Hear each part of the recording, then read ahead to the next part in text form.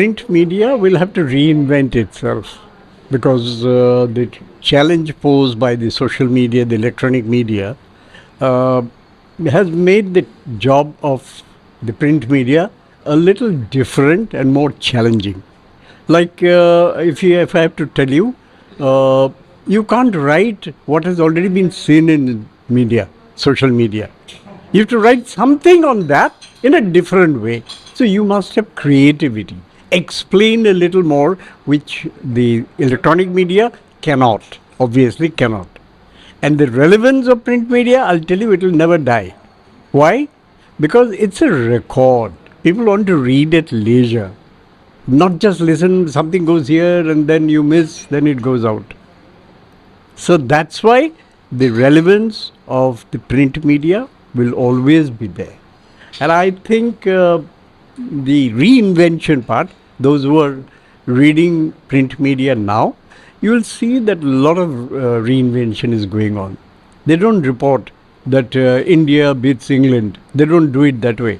They find a new angle to that and write about that. Well, when we started, we didn't have really a vision of that distance. It was an experiment. We are not sure we would be able to do it. So we took very cautious steps. First weekly, then daily, black and white daily, now some pages color. Now we were going step by step. So we would like to see that this paper becomes a standard paper. When I say standard paper, is not just how many color pages you give. You should give color all pages. Today's readers are demanding, and they can see the difference. When you see the electronic media, the same paper, you will see in color. But in printing, it's black and white. So why should there be a discrimination? And therefore, I visualize that the people of Garo will be more assertive. I think this is one complaint I always have about the Garos. They're very benign people. They don't really, stand up for their rights and don't question the authorities. And they will always request. It's not a demand, The rest of the country, they're demanding vociferously. And here you're going with all the kindliness to go and request what is my due. It's politeness, but it doesn't work always. See, readership will grow if there is a participatory nature of newspaper. Like in Janera, for example, we have a Sunday page where we have the poems. We get plenty of poems coming by email. So there is a space for that creativity.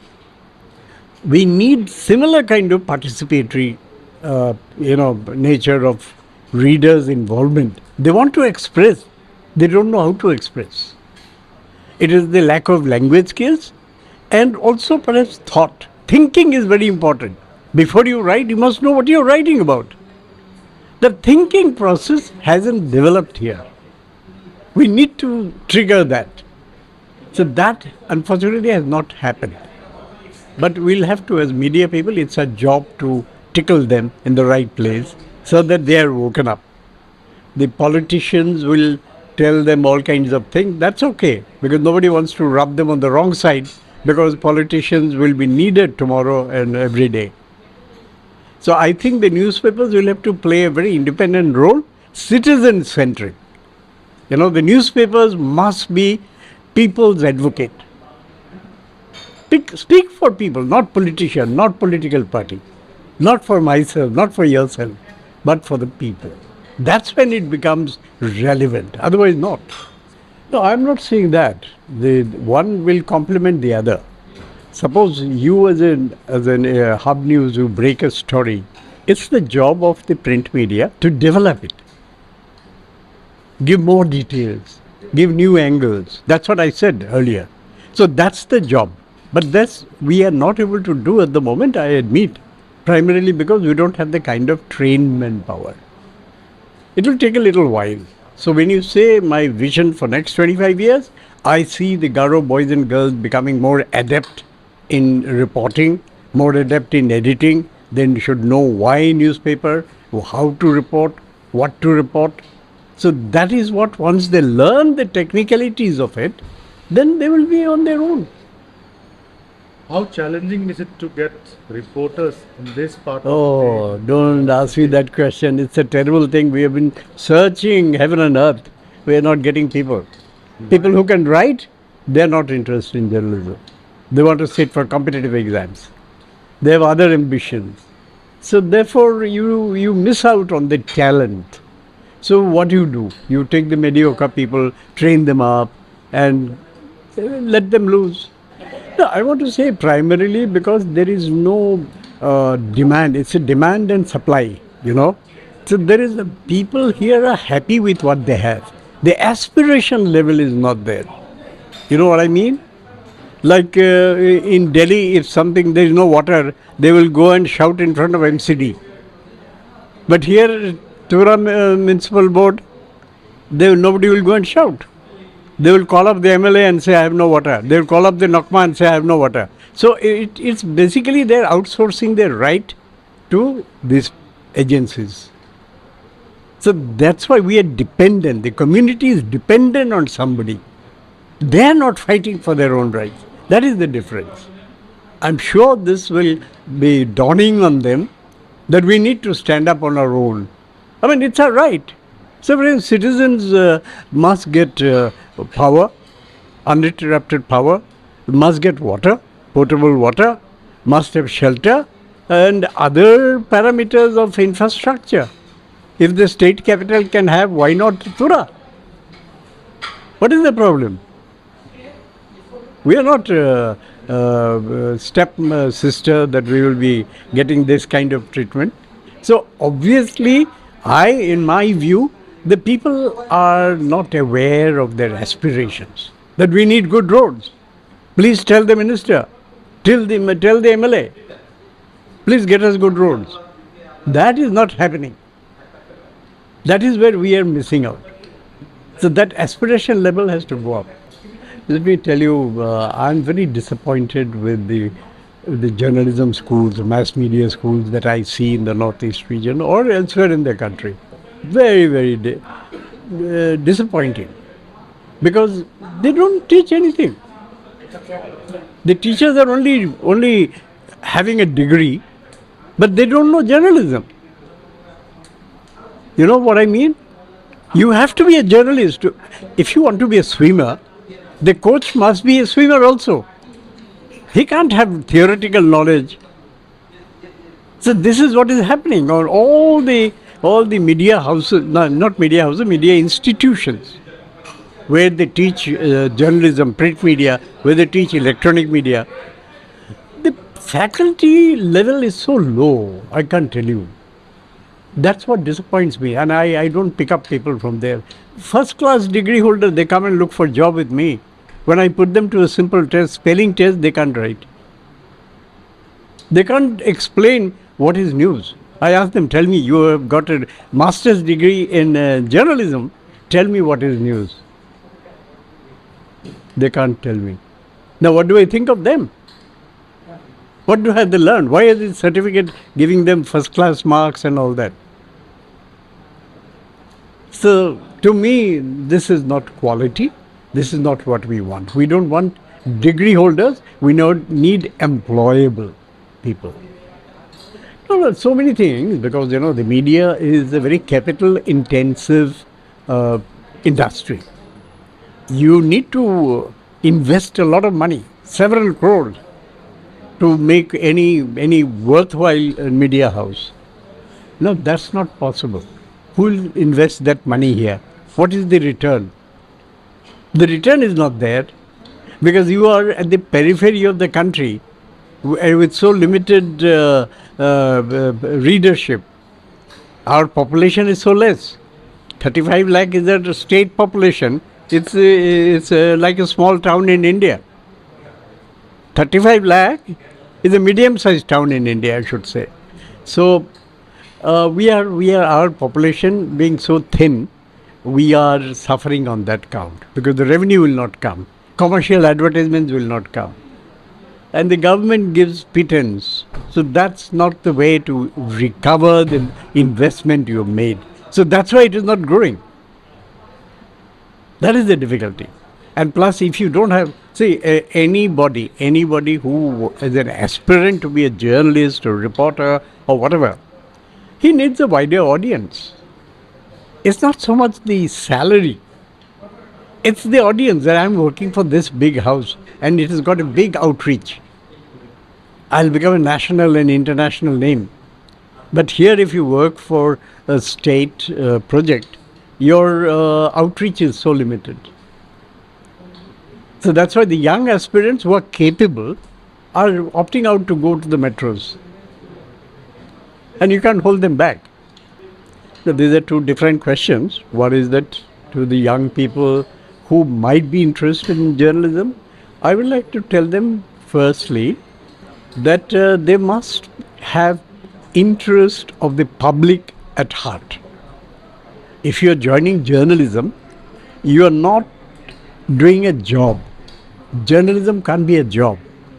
Like I believe that three types of people have no, I should say not people, but three situations where there is no time limit. It's not a 10 to 5 job. So, for example, your politicians. Politicians have no time. Any time is political time. If you are wanted, you have to go at midnight also. For example, the police.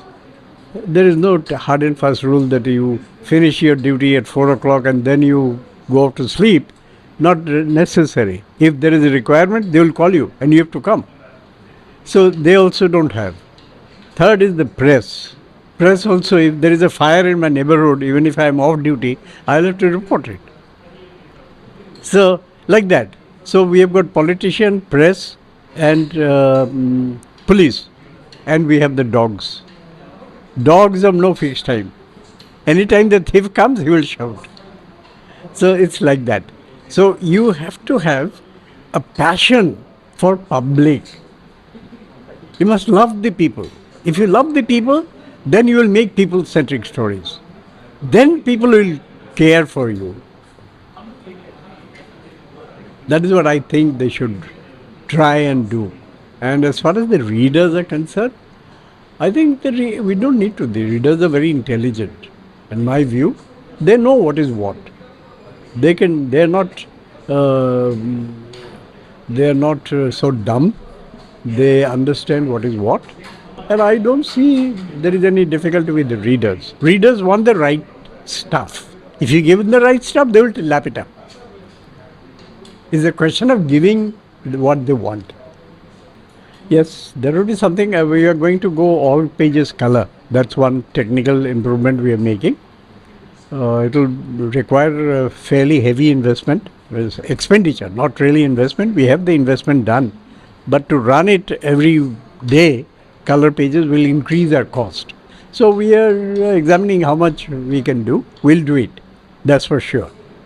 The other thing we want to do is, today we heard our MP and Chief Minister and everybody is speaking about Garo language not being in the waiting list for the 8th schedule. I think as a man from media, I take it as my responsibility to help the cause. Now, how can I help? During the course of this Silver Jubilee year, we would like to have two things. One, we want to have the Garo Literature Society, we want to sit with them, work out a program which will encourage the Garo boys and girls to master their language. How we will go about it, I don't know. It's still nebulous. We'll discuss with the Garo Literature Society and we will come out with a plan. We want to do this. Well, that will be a very positive contribution that I think today's world, it's okay, you have to learn English, no doubt about that. But English is a very vast world. You can't make a dent there. But learning English and Garo simultaneously, it will give you an opportunity to get a job within Meghalaya. That is possible. We want such people. We are not getting. So if we train them up, In a way, I think we will also gain, mutual gain. They get a job, we get a trained hand. So that's something that we like to do. And as I said, for the highest rank holder in MBO's exam for Garo, we will give a cash award and a plaque to encourage them. And the third thing I want to do is, it's still nebulous, the problems faced by the language newspapers. You know, everything comes in English or Hindi. Now you have to translate it into Garo or Khasi. There is a lot of effort needed. Now these are some of the things that readers will not understand. We understand. The only wearer knows where the shoe pinches. So we want to bring the journalists, people who bring out newspapers, language newspapers, that are problems that we face every day. What are those problems? Number one. Number two, how to address them. I think this is one thing that I would like to do. And I have told the Chief Minister today that we need to send some of our young boys and girls who can write, whether it is English journalism or Garo journalism or Khasi journalism. If they can write the language well, we will send them for a brief 4 months, 5 months course outside, trained by some people who are experts. Government will spend about ₹1 lakh on each candidate. So if you spend 25 lakh, 25 children you send from different parts of the state. Let them come back trained. How to report, how to edit, how to write a photo caption, how to write a heading, how to be more reader friendly. So once we do that, that will give us a break, I'm pretty certain. Because there are people who can do it, but they don't know how to do it. Oy sengbo, chaani ko apsan tochi jo thai na skang sengbo. Yan nang ni BNB mangna aruan sini samtang tang na namja. Anda kapat ko chaani chi dengtang sabisi ko manama. Yan da kapat orang ko basa ko ba di jakal na paltaya, soegala, arunala rango pakegala. Diba daude? Ruko, ya repurpose use cooking oil ni skimo, ya toko biodiesel tari nagta jakalgen. Unigaman, sengbo, antang ni BNB mang, arunang ni samtang tang ko name rakibo.